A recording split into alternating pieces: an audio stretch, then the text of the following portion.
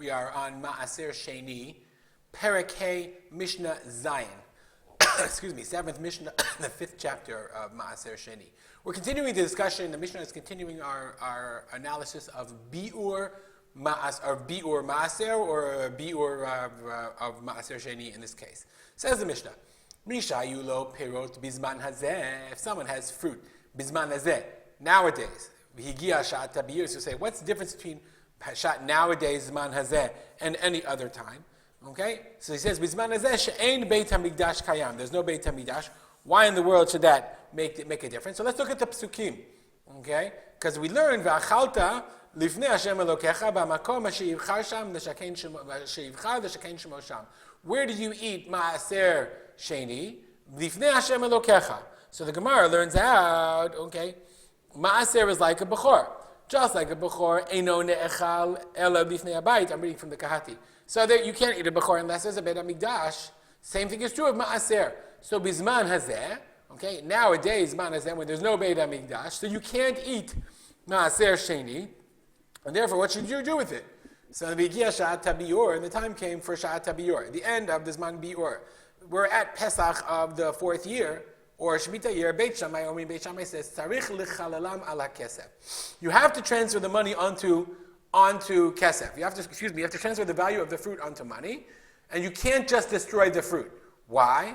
So the Gemara, the Yerushalmi says, and based on the Kahati, let's just look in the Bartunur for a second. Dichtiv, it says, V'tzarta hakesef biyadecha. V'tzarta hakesef biyadecha. Well, this is from the Psukim we learned before. V'natata hakesef, v'tzarta hakesef biyadecha. These are colored from other Mishnayot. You should form the money in your hands. Okay? So he learns out, even though afapish and biyadecha, even though they're in your hands, tzarich l'chalalam ala kesef, that you have to turn it into money. Others say, V'tzarta hakesef bilvad biyadecha. If it's going to be biyadecha, if it's going to remain in your hands because you can't eat it, then v'tzarta hakesef. You have to turn it into money. So that's Beit Shammai's opinion. Beit Shammai says, if you're going to do beer, first you have to transfer it to money. Beit Hillel says, echad shehem kesef ve'echad shehem pe'erot. What's the difference? Whether it's money or pe'erot, you have to get rid of it. So it's interesting. Pe'erot, Bartanura says, te'unim gniza. You have to get rid of it anyway. You have to throw it away. So what's the difference if you throw away the money, or you throw away the value, or you throw away the fruits themselves?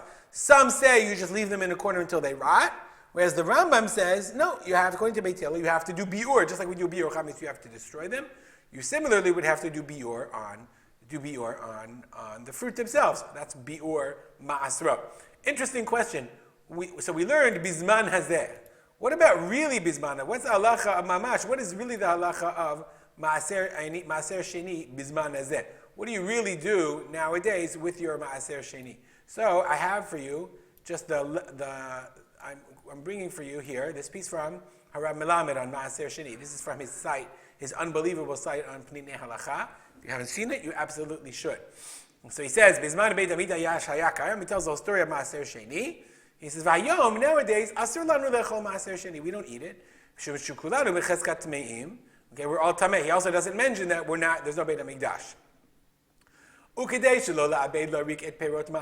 So we don't just ruin or lose the fruits of Maaser Sheni. You transfer the value, do chilul ma'asrot, all of it on one pruta. And he says in the footnote, the pruta is about 5 agurot. So you can take a 10 agurot coin and say all the value in this fruit goes into this pruta. And that pruta is considered, takes on the value of Maaser Sheni. V'tzarich l'chalota, and you have to destroy it. Because you have to destroy it, because we can't benefit. As long as we are tamei. And he asks the obvious question. So you'll ask, I've got my mangoes from my mango tree in Yad Binyamin. The mangoes themselves have value. So how can I transfer the value of 10 mangoes onto one pruta? Nashiv will explain. So if you think about it, nowadays all the fruits of Maaser Sheni are only worth a pruta. Why? I can't eat it. I have to destroy it or throw it away. It's not really worth anything to me.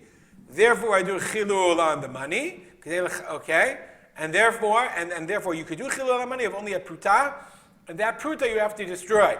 So it's interesting. Melamed devises a whole system where you have one pruta, you have actually 2 coins, and you transfer the Maaser Sheni on one pruta, and then you transfer from one to the other. It's so rare nowadays in Israel that you'll actually transfer Maaser Sheni that you can just do it on a 10 agura coin, because we said a pruta is about 5 agurot, 5 agurot. 5 agurot in America is like 2 cents, less than one, like about 2 cents, a little less. So what I did is when I did the transfer of my maaser, of my neta ravai actually, or you have maaser sheni, I just did it on a 10 agura coin, and then I threw it away. But I guess in Rav Melamed, when Rav Melamed was growing up in Israel, it was much more common. Nowadays in Israel, most every time you buy produce, you've already bought it from the grocery store, and therefore you don't have to do Hafrashat Trumot and Maaserot because they've already done it for you. We'll stop here. It's a little bit of interesting notes about what you do with Maaser Sheni and Neta Ravai Bizman Hazeh. We'll dedicate the learning to remember my father, Rav Simcha Ben Yitzchak Kalman. And as always, feel free to contact me at arspoter@gmail.com. I've been having a really interesting conversation with someone who's learning from far. It's nice to meet you. Hope all is well. Have a good day.